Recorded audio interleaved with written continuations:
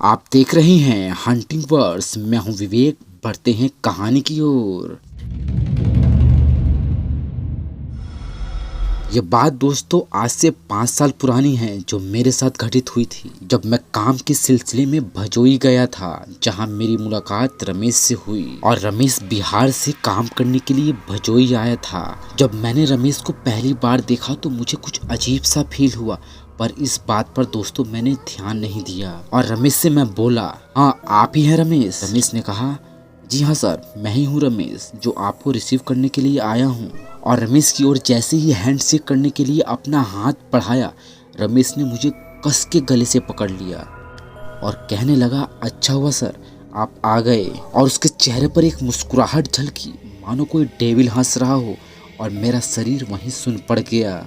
फिर वहाँ से रमेश ने एक टैक्सी बुलाई और हम चल दिए अपार्टमेंट की तरफ, जहाँ बिजली कटी हुई थी और चारों तरफ दोस्तों बस अंधेरा ही अंधेरा था। और साथ ही मुझे घबराहट और मेरे दिमाग में नेगेटिव थॉट आने शुरू हो गए। पहले रमेश की एक्टिविटी, उसकी हंसी, और जब मैं अपार्टमेंट पहुंचा यहाँ तो बिजली ही नहीं है, जैसे कोई बात मुझे संकेत दे रही हो। लेकिन आखिरकार अपार्टमेंट के अंदर जाने के 30 मिनट के बाद बिजली आ गई और चारों तरफ रोशनी छा गई। मैं बेड पर बैठकर रमेश से बात करने लगा और रमेश से बातों बातों में पूछा, क्या करते हो रमेश? मैंने कई बार रमेश से पूछा, रमेश क्या करते हो तुम ऑफिस में? रमेश घबरा के बोला, जी जी जी जी सर, बोलिए आपने कुछ कहा? मैंने रमेश से बोला, मैं इस बात को कम से कम 5 बार कह चुका हूँ और तुमने अब तक सुना भी नहीं। क्या करते हो तुम? रमेश ने कहा, जी सर मैं गेट कीपर हूँ और चौकीदारी का काम मुझे ही दिया गया है। मैंने कहा, अच्छा है, कितने दिन से काम करते हो? रमेश ने कहा, मुझे 5 साल हो गए हैं यहाँ पे काम करते हुए। रमेश ने पूछा मुझसे, आप क्या करते हो सर? मैंने कहा रमेश से, मैं यहाँ पे इस कंपनी में सुपरवाइजर पोस्ट पर आया हूँ। मैंने रमेश से पूछा, क्या नाम है अपनी कंपनी का? क्योंकि मुझे जिस आदमी ने यहाँ पर भेजा है उसने इस कंपनी का नाम तक नहीं बताया। रमेश ने उस कंपनी का नाम बताया, चंद्रवंशी ट्रेडिंग कंपनी। और मेरी बीवी ने मुझे लंच पैक करके दिया था, जिसे हमने बैठकर आराम से खाया। और मैंने रमेश से बोला, रमेश काफी ज्यादा रात हो चुकी है, अब हमें सोना चाहिए। और इतना कहकर रमेश अपने रूम में चला गया और मैं भी अपने रूम के दरवाजे बंद करके सो गया। और सुबह हम लोग नाश्ता करके ऑफिस की ओर चल दिए। 2 महीने काफी अच्छे से हम लोगों ने काम किया, काफी एंजॉय भी किया। पर एक दिन रमेश अचानक अजीब हरकतें करने लगा। कभी कुत्ते की तरह बैठकर इधर उधर सूंघने लगा, कभी भौंकना शुरू कर दिया और कभी जोर जोर से हंसना। और ये सब देखकर मैं बहुत ज्यादा डर गया। मैंने अपने घर फ़ोन लगाया। फ़ोन लगाते ही मेरी बीवी ने फ़ोन रिसीव किया। हेलो मानसी, कैसी हो? मानसी उधर से बोली, ठीक हूँ, आप कैसे हैं? मैं बोला, मैं घर आने वाला हूँ। और इतना कहकर मैंने फ़ोन काट दिया। और मुझे कुछ ठीक नहीं लग रहा था, मानो रमेश के शरीर पर किसी आत्मा का साया है, और वो भी बहुत बुरी। और कुछ देर के बाद रमेश शांत हो गया और उसे मैं अपने साथ अपार्टमेंट में लेके चला गया। और जैसे ही रमेश को मैं सुलाकर अपने रूम की तरफ बढ़ रहा था, तभी रमेश अचानक से मेरे सामने आ धमका और उसके हाथ में एक चाकू भी था, जिससे धीरे धीरे खून की बूंदें टपक रही थी। जब मैंने रमेश के शरीर की तरफ देखा तो 2 उंगलियां उसकी कटी हुई थी, मानो रमेश ने अपनी 2 उंगलियां काट दी थी। और धीरे धीरे मेरी तरफ आगे बढ़ रहा था, ये कहते हुए कि आज रंजन सर आप नहीं बचोगे, आज तुमको मैं मार दूंगा और मेरे हाथों ही तुमको मरना है। और मुझ पर चाकू से जानलेवा हमला करने लगा। और रमेश से किसी तरह जान बचाकर मैं नीचे की तरफ भागने लगा। पर रमेश कहाँ मानने वाला था, मैं जहाँ जाता वो मुझसे पहले पहुँच जाता।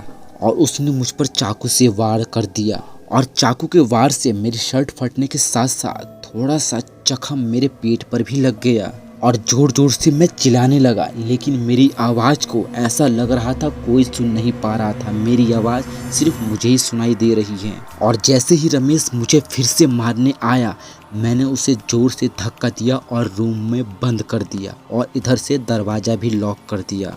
लेकिन रमेश कहाँ मानने वाला था, वो जोर जोर से दरवाजे को पीटने लगा, चिल्लाने लगा और बार बार यही कहता कि आज रंजन मैं तुझे मार दूंगा, तू मेरे हाथों ही मरेगा। ये तो अच्छा हुआ दोस्तों कि दरवाज़ा लोहे का था, नहीं तो रमेश कब का तोड़ के बाहर आ जाता। और दरवाज़ा बंद करके मैं वहीं बैठ गया। और सुबह होने के साथ ही ऑफिस के फ्रेंड के पास मैंने फ़ोन लगाया। हेलो विनीत, कैसे हो? यहाँ बहुत बड़ी प्रॉब्लम क्रिएट हो चुकी है, जल्दी मेरे पास आओ।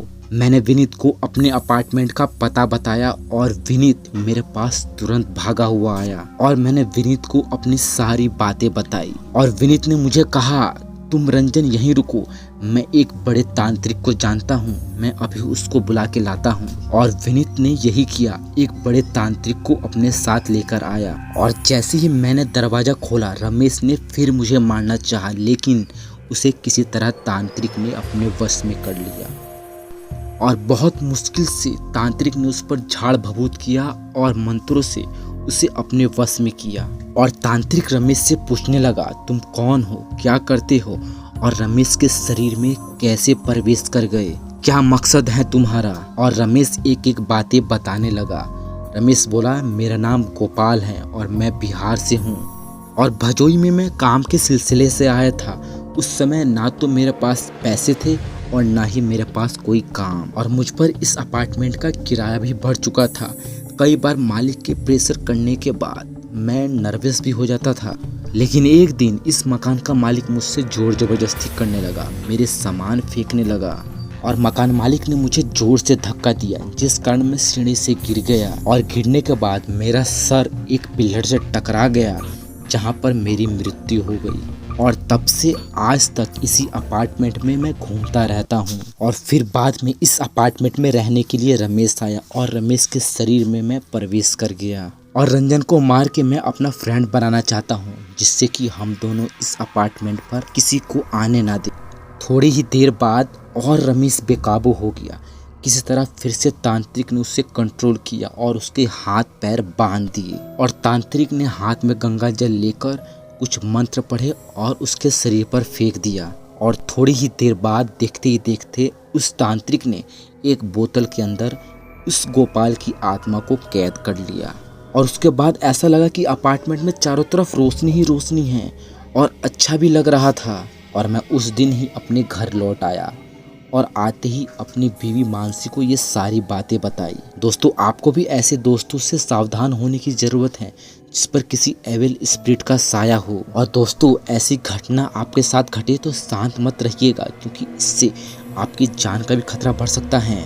तो आज की कहानी बस यहीं तक, फिर मिलता हूँ नए हॉरर स्टोरी के साथ ही हमारे चैनल पर नए हैं तो चैनल को सब्सक्राइब करना मत भूलिएगा।